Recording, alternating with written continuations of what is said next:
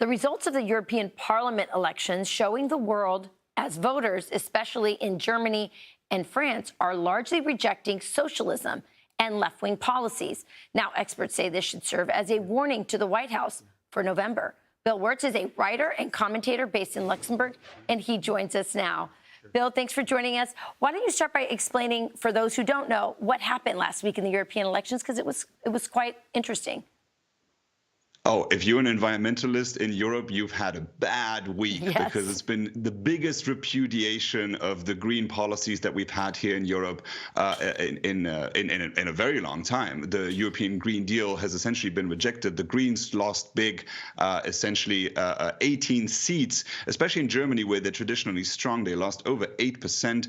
French President Emmanuel Macron lost to Marine Le Pen and lost so badly he had to dissolve parliament as a political consequence. So, I mean, we do have to say that some of the center-right and socialist parties, they managed to hold their seats, but that is also because they watered down their policy proposals, especially on agriculture, ahead of this election in response to the farmer protests. So some of them managed to actually stay in power. I think the most important thing to note here is the last election we had was in 2019. In 2019, if you took a selfie with Greta Thunberg, you could get yourself elected. Now, I think they've all deleted their selfies because environmentalism has really become toxic.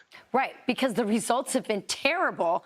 There's been a war on farming, and the farmers have been very effective, God bless them, in organizing and showing the effects of this on their farms, but also the potential consequences for the entire food supply in Europe. So that's fascinating. Mass migration is still an issue in Europe, as are these climate policies.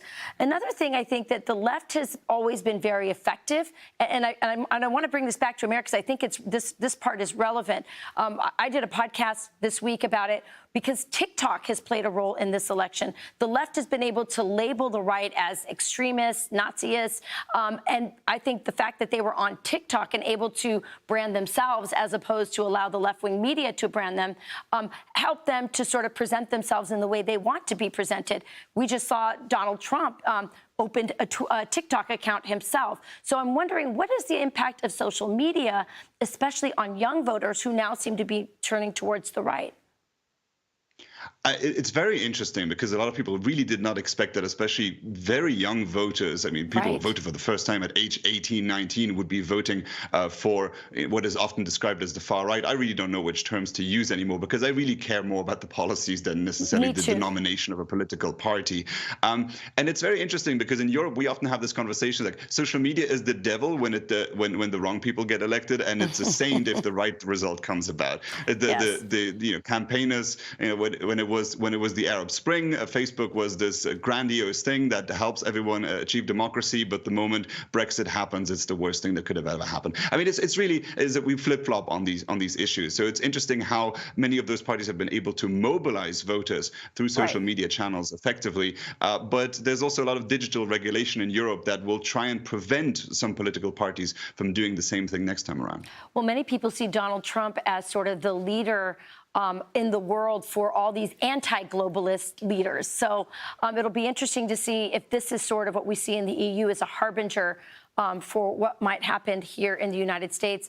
Donald Trump obviously in the lead and the leader of the anti-globalist agenda here in the States. But I think all those other leaders in Europe, whether it's Santiago Abascal or Malone, a lot of them look up to Donald Trump and are looking to the United States. Last word, what does Europe think about what's happening here? Do they see any connections between what happened in the EU and how are they viewing the United States election?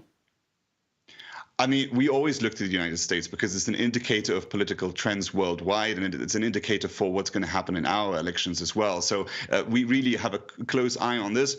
I think a lot of Europeans would probably, because of the policies we've had so far, look at what Joe Biden does in a more critical sense, whether it's talking about banning plastic single-use items or gas stoves or all of these things. We've had this already, and it's really backfired politically on a lot of our leaders. So I think doing the same in the United States, I mean, ultimately, the Democrats should be thankful because they're getting a blueprint of how to lose elections. Maybe they should not be repeating some of the same policies we've had here in Europe. Very, very wise. Thanks so much, Bill. Really appreciate you joining us. I'm Steve Doocy. I'm Brian Kilmeade. And I'm Ainsley Earhart. And click here to subscribe to the Fox News YouTube page to catch our hottest interviews and most compelling analysis.